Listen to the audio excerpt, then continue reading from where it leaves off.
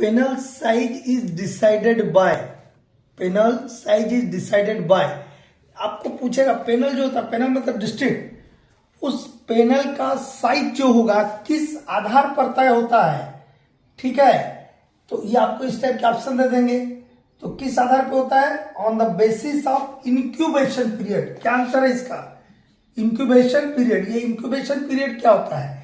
Incubation period क्या होता है कि केविंग मेथड से जब हम डिप्लेरिंग चालू करते हैं तो गोप में जो हमारा इमीडिएट रूप है उसका फॉल होगा, फॉल हुआ तो उसमें थोड़ा बड़ा कोयला भी रहता है, कुछ कोयला गोप में छुटा रहता है। तो जो कोयला का फर्स्ट फॉल हुआ गोप में और वहां पर स्पॉन्टेनियस हीटिंग की जो सुगबुगाहट चालू हुई, स्टार्टिंग स्टेजेस चालू हुआ, उस बीच में जो टाइम इलैप्स हुआ, बीता, उसको बोलते हैं इंक्यूबेशन पीरियड। या हर एक एरिया का अलग अलग होता है, हर माइन का अलग अलग होता है। ये 3 महीना से लेके इंडिया में 12 महीना तक होता है।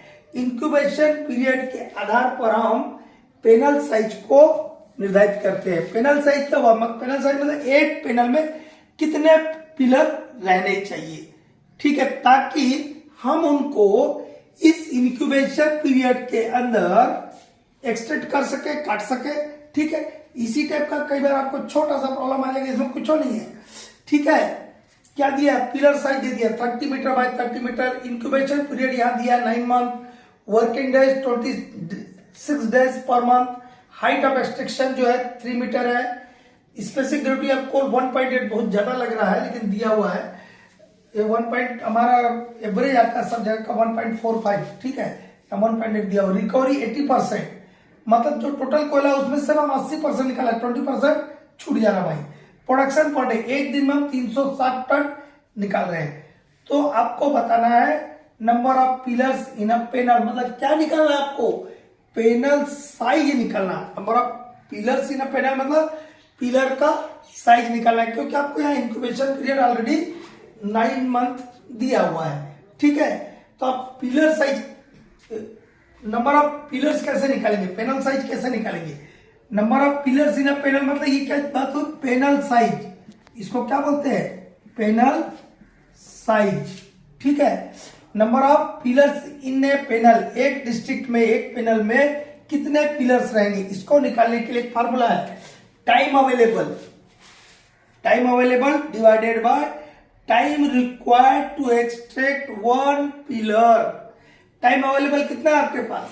इंक्यूबेशन पीरियड दिया 9 मंथ। हम बोले ना इस पीरियड के अंदर में उस पर्टिकुलर जोन से हमको कोई सारा पिलर का एक्सट्रैक्ट करके डिप्लॉट करके पेनल को सील कर देना होगा। ठीक है, जब भी करना होगा इंक्यूबेशन पीरियड के अंदर। ठीक है, तो टाइम अवेलेबल कितना है? 9 मंथ। तो 9 मंथ है, इसको डेज में कन्वर्ट कर देंगे 9, और यहाँ पे आपको वर्किंग डेज दिया 26 डेज पर मंथ, मतलब एक महीना में 26 दिन काम होता है। तो 9 इंटू 26 डेज कर देंगे, तो यहाँ कितना दिन आ रहा है ये आपको मिल जाएगा। टाइम यहाँ कर देंगे, डिवाइडेड बाय में क्या करेंगे? Time required to extract 1 pillar, एक पिलर को एक्सट्रैक्ट करने के लिए, डिप्लेरिंग करने के लिए कितना समय लगेगा। ठीक है, ये 2 चीज निकाल लीजिए। अब दोनों को डिवाइड कर दीजिए, क्या निकलेगा? Number of pillars in a panel. तो सबसे पहले टाइम अवेलेबल के तो हमको कुछ नहीं करना, यहां दिया, इन दोनों का इंटू कर देना, यहां वैल्यू आ जाएगा।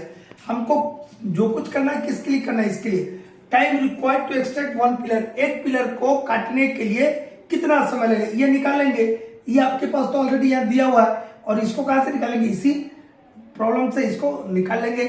निकाल लिए, दोनों को डिवाइड कर देंगे। देखिए कैसे कैसे निकाल, इसके स्टेप्स होते। सबसे पहले देखिए 1 पिलर की बात चल रही है, एक पिलर का मिल जाएगा तो नंबर ऑफ पिलर्स कितना निकालना पता चल जाएगा।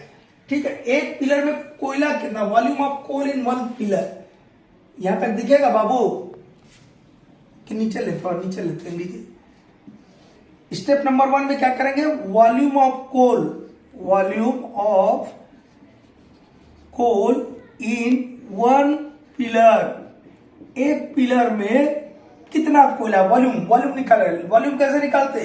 क्यूबाइट का वॉल्यूम कैसे निकालते थे? 9/10 में length into breadth into height ऐसे निकालते थे ये, length into breadth into height. Height of extraction कितना दिया बाबू?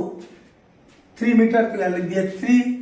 और यहाँ आपको लेंथ इंटू ब्रेथ दिया ना, पिलर का पिलर साइज दिया है ना, तो ये कितना हो गया 30 into 30 into height of extraction 3, 3 3 जा 9, 9 3 जा 27 और 1 0 यहाँ का 1 0 यहाँ का 2700 क्यूबिक मीटर।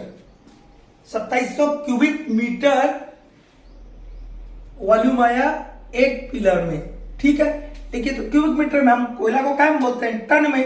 तो इसको काय में कन्वर्ट कर लेंगे, टन में कन्वर्ट कर लेंगे, काय में कन्वर्ट कर लेंगे टन में।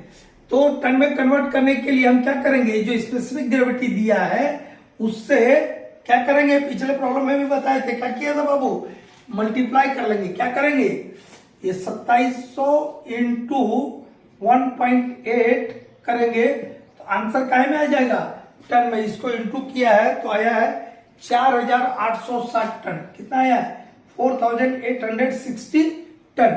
अब ये काय में आ गया आपका? टन में, ठीक है। मतलब एक, इसको आप 2 नंबर स्टेप दे दीजिए, quantity of coal, quantity of coal in 1 pillar, in 1 pillar bracket में लिख देना इन टन।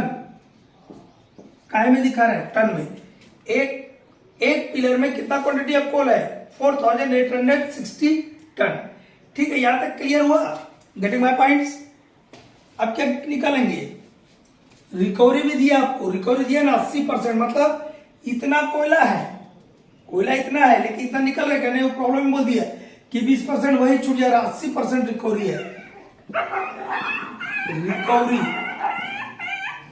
रिकवरी कितना होगा? 4860 इंटू 0.8, ये परसेंटेज है, इसको डेसिमल में कितना लिखेंगे? 0.8, तो ये कितना आएगा? 3888 टन, 3888 टन, ठीक है। क्योंकि इतना कोयला था लेकिन वहां पे 20% छूट जाए, माइनिंग लॉसेस होता है ना, तो इतना आ गया कोयला। ये तो रिकवरी हुआ। इतना कोयला एक पिलर से हमको डिप्लरिंग करना होगा, लेकिन निकालना क्या है हमको? टाइम। ठीक, आगे देखें, ये फार्मूला को यहां मिटा दे ताकि लिखने में इजी हो जाए।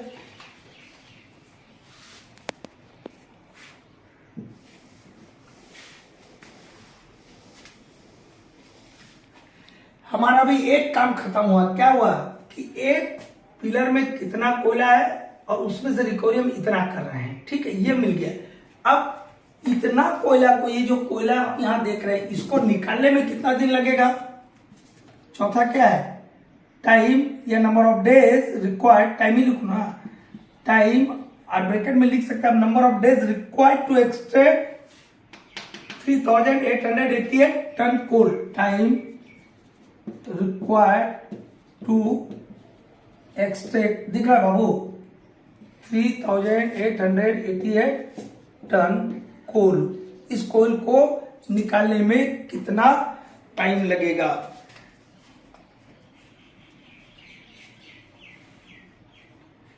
कैसे निकालेंगे बाबू? अरे ये क्वांटिटी आपको दिया, इतना कोयला है, ठीक है। एक दिन का प्रोडक्शन कहीं दिया, हाँ यहाँ दिया, देखिए कितना दिया प्रोडक्शन, 360 टन एक दिन में निकल रहा है। टोटल इतना कोयला है तो कितना हो जाएगा? 3888 डिवाइडेड बाय 360। इतना कोयला है एक पिलर में और एक दिन में हम 360 टन निकाल रहे हैं। इसको डिवाइड कर देंगे तो ये आ जाएगा 10 पॉइंट समथिंग आएगा 8 टन डेज, ठीक है। इसको आप कैलकुलेशन पर्पज से 11 भी ले सकते हैं, ठीक है। ये टाइम रिक्वायर्ड टू एक्सट्रैक्ट इतना कोयला कितना दिन में? एक पिलर को आपको एक्सट्रैक्ट करने में कितना टाइम लगेगा? 11 दिन। 10.8 डेज मतलब मोटा मोटी 11 दिन लगेगा। और आपके पास टाइम अवेलेबल कितना है? टाइम अवेलेबल तो आपके पास दिया हुआ 9 मंथ इंटू कितना कर देंगे? 26 डेज। और एक पिलर को निकालने में इतना दिन। अब वो जो अपन स्टार्टिंग में फार्मूला लिखे थे उसको हम यहां बता दे रहे हैं। ठीक है, अब यहां नहीं लिख रहा हूं number of pillars in a panel, यहां क्या लिखना है, number of pillars in a panel, ये लिखना था, या छोटा जगह नहीं लिख रहा है। Number of pillars in a panel कैसे बताया था, टाइम अवेलेबल कितना आपके पास, 9 मंथ है 9, और 1 महीना में कितना दिन वर्किंग डेज है, सिर्फ 26, ये हो गया। डिवाइडेड बाय एक पिलर को निकालने की कितना दिन लग रहा है, 10.8, इन ऊपर वाले कंटू कर देंगे, उसका जिससे उसका क्या कर देंगे, डिवाइड कर देंगे, तो नंबर ऑफ पिलर्स आपका निकल जाएगा। हमारे पास कैलकुलेशन है वही डायरेक्ट बता दे रहे हैं, 21.66 आया, कितना आया 21.66, आप से 22 पिलर्स इस पर्टिकुलर गिवन कंडीशन में कितना पिलर है, 22 पिलर रहेगा इस पर्टिकुलर पेनल में। ठीक है, तो आपको नंबर ऑफ पिलर्स भी एक पेनल में कितना पिलर्स रहना चाहिए उसका कैलकुलेशन सीख लिए। इस टाइप का एमसीक्यू आएगा, पेनल साइज इस बात पर निर्भर करता है, किस बात पे पेनल साइज निर्भर करता है, इंक्यूबेशन पीरियड पे। ठीक है, और इसके बाद हम नेक्स्ट माइंस रूल्स 1950 पर एमसीक्यू भेजेंगे।